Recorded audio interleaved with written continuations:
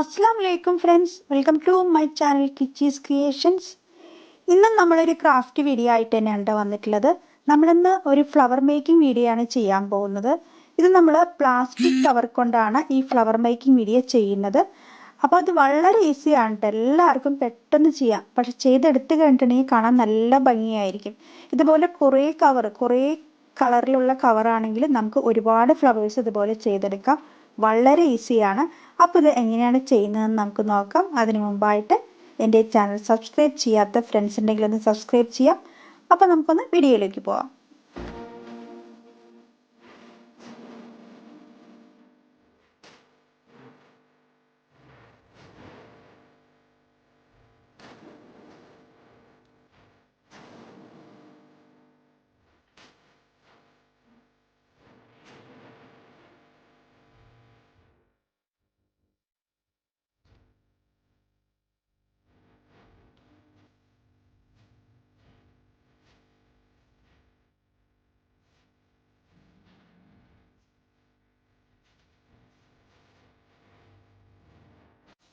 ഈ ക്രാഫ്റ്റ് ചെയ്യാനായിട്ട് നമുക്ക് വേണ്ടത് ഒരു കത്രിക വേണം, പിന്നെ ഒരു കവറ് വേണം, പിന്നെ ഈർക്കിലി കൊണ്ടും നമ്മൾ ചെയ്യുന്നുണ്ട്, പിന്നെ നമ്മൾ കമ്പി ഉപയോഗിച്ചിട്ടും ചെയ്യുന്നുണ്ട്.